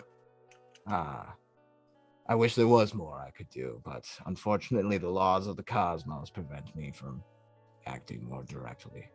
I'm so fucking tired of people having to deal with the sins of their family. It's because Yeah, you you guys should know fucked that. up. Yeah, I should. It's been a theme. Yes, well, unfortunately, all families carry sins in their trees. It's just when do they have to reckon with them? The sins aren't the branches on the tree's fault.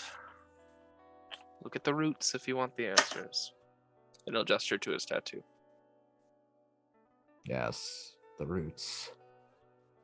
The Careful what roots, you and wish. he'll like look at all of you, the two gods. And as like he turns around to reapproach his wife, turning towards the Emerald Caravan, careful what you wish for. That's what I would say, especially when you come into possession of that page, you will be tempted. Like I was once. Like Azara's mother was once. Don't fall for it. And then they just kind of descend slowly into the lake. Soren will just like throw a rock in the lake.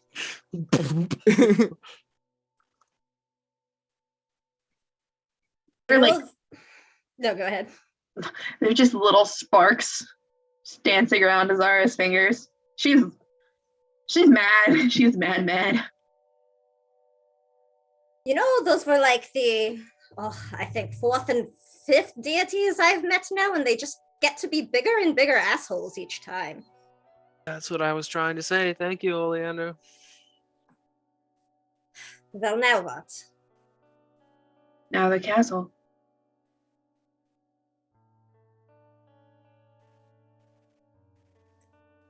Okay, I'll be going Constance? tonight.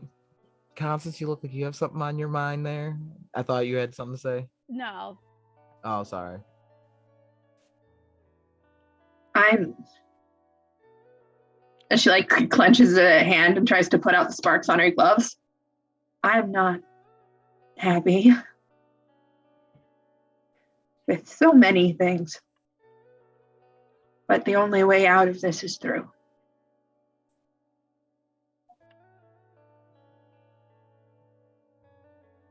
So we make our way towards the castle tonight. Do we want to stay at the inn? I could try to fly us closer to it, I suppose. I think we should go first thing in the morning. Probably best not to go while the moon is out. That's fine. I'm still a little buzzed, so probably best. I don't know, maybe it will improve your aim. Nothing can improve my aim. Oh, well, Wow. I wanted to note that I did not say it that time. Thought I'd lean into it for you all. Oh, well, you could always train with Oleander and I. Oh no, I won't be too. I really appreciate the invite, Constance, but no, no. Question. Oh. Did the rest of the caravan, because we were already walking away, did we hear that last little salvo between Nah, he kept his voice low when he talked to Soren. okay. Sorry, I will say those were some, like, I don't like them, but they were nicer than your other ancestors I've met. Yeah, I don't really know how that works because he kind of also is that ancestor. Right, but I like this How version. Oleander, how does that work? What's the aspects thing? I mean, how can he be both that aspect of Gorweir and the Moonlight King at the same time? I mean, I'm not exactly a theologian or anything, but gods are...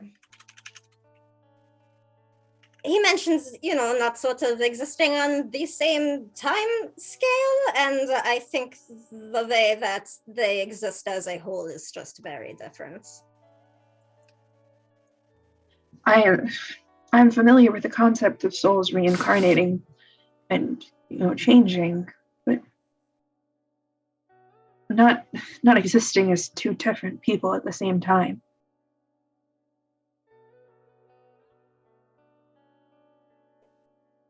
I know that strange things can happen with souls, and they can be corrupted or apparently split, so I suppose considering some of my recent researches, it makes sense in a way.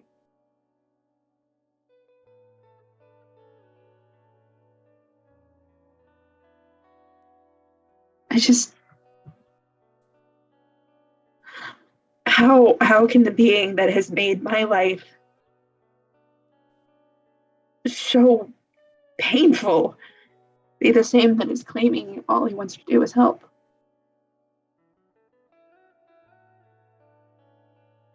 And how am I supposed to trust him?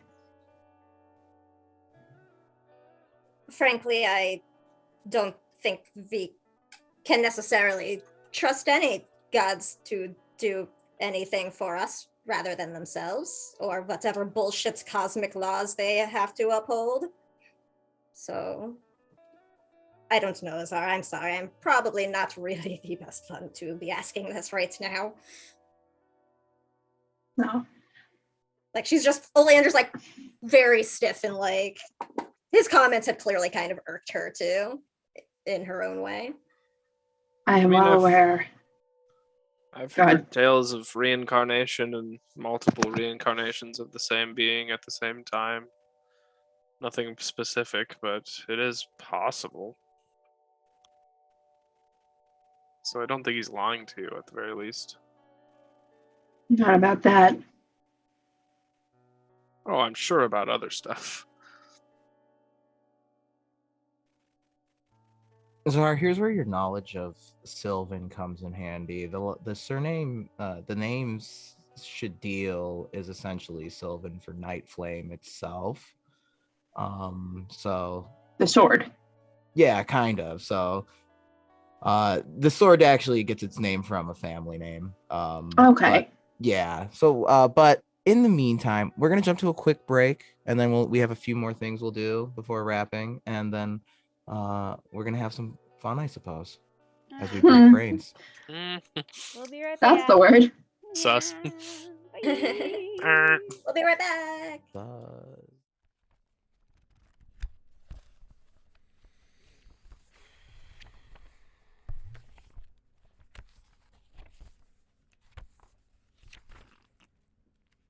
Welcome. You find yourselves in the town tavern. Through the typical calm pierces an unfamiliar voice. It sings news of a nefarious power. A bard to herald a call to all who would answer. Seek out this villainy and destroy it. To succeed is to achieve everlasting glory and riches beyond imagining. To fail is to lose everything. Will you answer the call? Fuck it.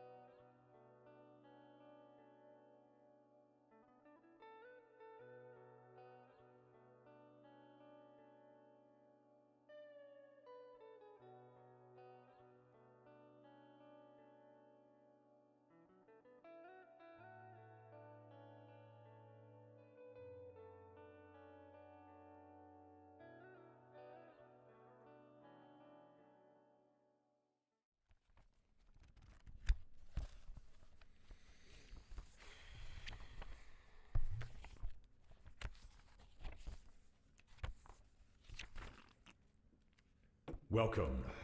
You find yourselves in the town tavern. Through the typical calm pierces an unfamiliar voice. It sings news of a nefarious power. A bard to herald a call to all who would answer. Seek out this villainy and destroy it. To succeed is to achieve everlasting glory and riches beyond imagining. To fail is to lose everything. Will you answer the call? Fuck it.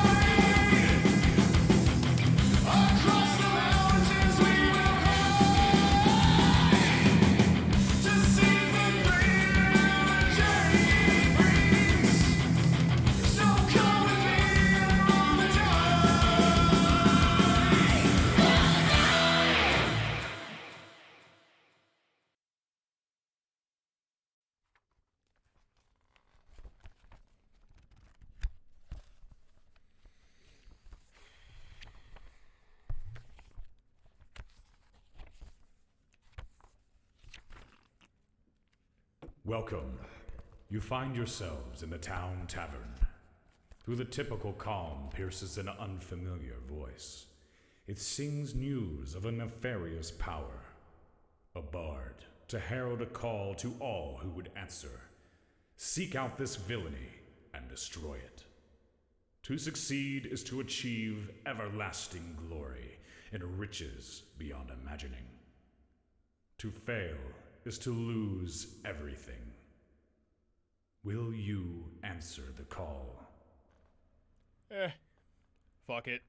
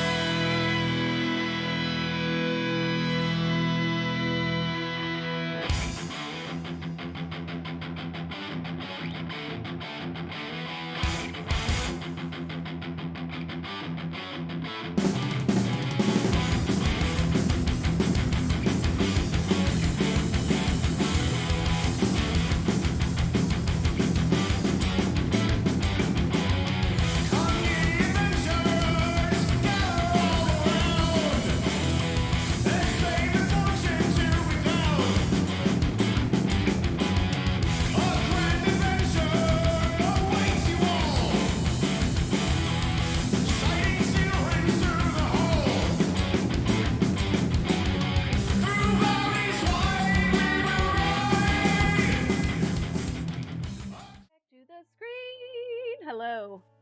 Oh, hello. Welcome back. I don't know why I still have a guitar in my hands. This is WovenRealm. Things are heating up. Izara is starting to learn more and more about her true heritage, having met her grandmother, the Lady of the Lake. The Lady of the Lake would have been much more huggy if Izara was a little more thrilled with the meeting, but Izara is understandably upset right now, and that's fair. That's fair. So the caravan's returning to Nin's fire. Izara's hood goes back up and into that Heidi position. Chris, you said Soren wanted to have a chat with Izara. Yep, at some point he's gonna go find her. Just knock on the door. Hey Sparks, you got a sec? Is that me? Is that That's your thing now. okay? Is it? What did you say? You Is cut it? out. Like she's confused. Oh.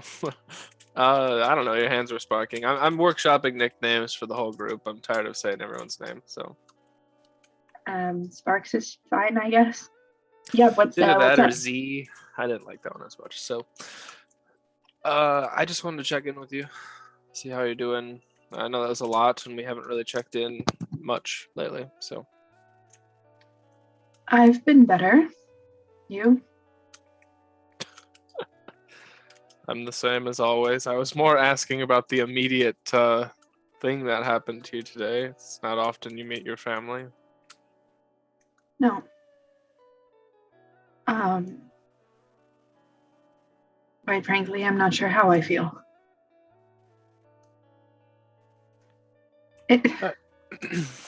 They're my family, but they're also strangers and gods on top of that. Yeah, I know that must be tough. So when I was talking to Oberon. It's so funny. If you were a Michiganer, you'd get it. But it's a Michigan beer. It's a whole thing.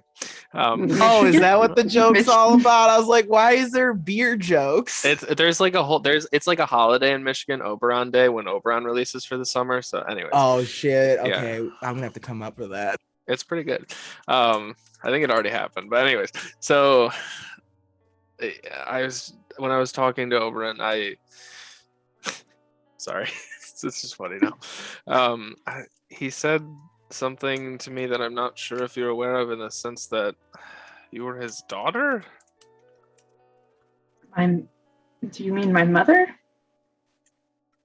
That's what I heard, right, Alex? Am I stoned here? So It's 420, Soren, but- yeah, no, Zara's right when it's like, you mean my mother, right? Like his mother's his daughter, and that's why he's like looking after Yes. Zara. It's like, that's my grandkid there. Like, Yeah. I mean, I understand the sentiment, but it's about a decade too late. Well, don't shoot the messenger. I was just. No, I'm glad you told me. And I do believe that he wants to help because he cares about my mother. It was just the three of us for so long. But we were happy. And I lost everything. And now when I'm useful, now when I'm strong, now when I've been gifted a weapon of divinity, now I matter. Not when I was a child, not when I actually needed him. How old were you when your parents disappeared? 10. I don't have the same experience, but my mother and father split up when I was like 16, and I haven't seen my mother since. So I understand at least the frustration of knowing somebody, hoping somebody is still out there that cares about you and who you used to have happy times with. And you don't get those anymore. So I'm sorry that happened to you, Soren. it's all good. I'm sorry it happened to you. I still had a family to fall back on, obviously. You've met them, but Yeah, I have met them.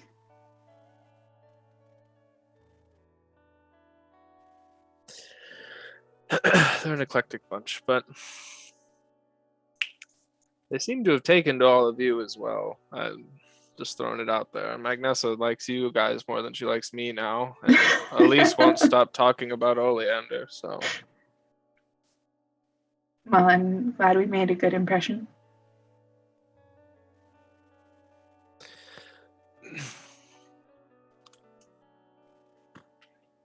All right. Well, I just wanted to leave you with the sentiment that Oberon told me that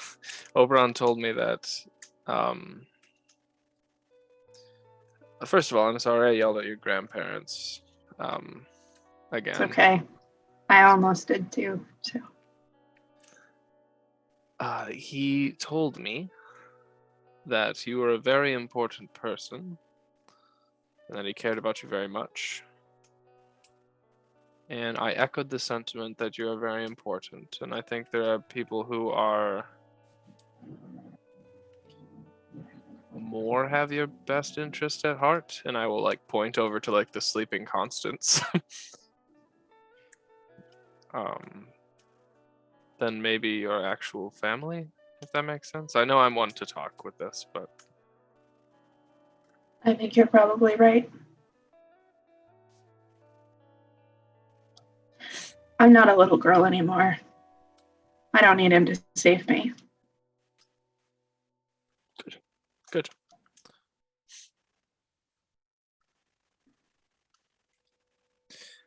All right, well, We'll be right here. We'll go into this dungeon and find you answers, and then we'll leave, and you'll ascend to the moon and become like a god or something, I think.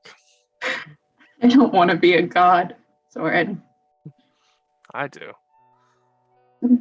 What would you even do with godhood? I don't know. I could be the god of, like, good looks, or the god of the people. I don't know. There's something. Figure it out. There's already a storytelling god. Real asshole. Dang, your position's taken. It's already filled. Could kill him. I think we've managed to start a vendetta against enough deities. Yeah, that's kind of why. I was gonna say I regret yelling at those two, but I actually don't. So, in order of transparency, I won't say that. I don't know exactly what you yelled at them, but I'm kind of glad you did. All right, thank you. I think. I think. All right, I'm gonna go pretend to sleep, I guess. I hope you get some actual sleep. I won't. I should at least try. I've got a big day tomorrow. Yeah. All right, good night, And Sparks. How did Soren. that take? And yeah. Not bad. I'll deal with Sparks. That's fine. Right. I just wanted to say thank you. For Being here, coming with, being my friend. I don't plan on leaving for a bit, so. Good. I missed you when you were gone. Did you? I did. I missed you as well. It's a long time like I said, for me it was longer. I try not to bore you all with the specifics, but it was a very long year. So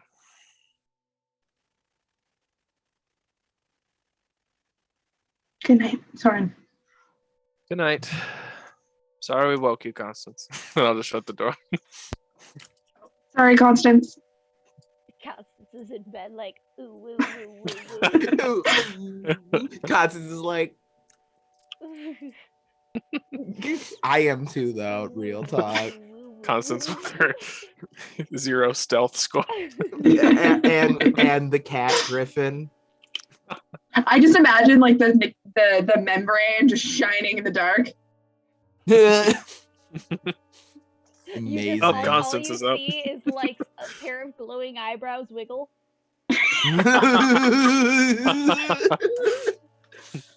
Wait, okay, no. Fun. Constance glows in the dark, and then the little Gorfin has like the cat eyes that do the shiny. So Oh my god, yes. Yes. They're just both under the cover staring out at us. Yes. All right. Well, I don't have anything else because I don't want to start a combat at this time. So, is there anything else anyone wants to do? Going once. I'm beat. Going twice. No, I think that's everything. Sold to the highest bidder. Nobody. Well, thank you everyone for joining us tonight for tonight's wonderful, wild episode of WovenRealm. I know we haven't fought anything in a while, and we keep saying we play 13th Age. I promise next week we will fight things. We just have been building up to this. We rolled It's dice not tonight. just an improv drama show. I rolled What one is it, die. What is it though? That's the real question. Well, Alrighty, friends. Well, thank you for joining us. We'll be back next week with more WovenRealm action. Until then, you can, I guess, chat with us in the Discord and give us your best wild theories as to how exactly Oberyn and the Moonlit King are so intertwined and connected. I don't know. Get wild with it. I like sometimes seeing those theories and be like, "Ooh, that's a good one. I might use that." You know who you are. don't give him ideas, people. Anyway, Nobody thanks for post. thank you for joining us, everyone. We're gonna do what we always do, and if you don't like things that crawl under the sea, look away because it's shrimpy time. Tramps. Shrimpy It's guy. shrimpy time. Tramps. Until then, Good night, good evening, happy 420. May Snoop Dogg bless all your tokes. May all of your drags be smooth. Good night. Bye. And with that.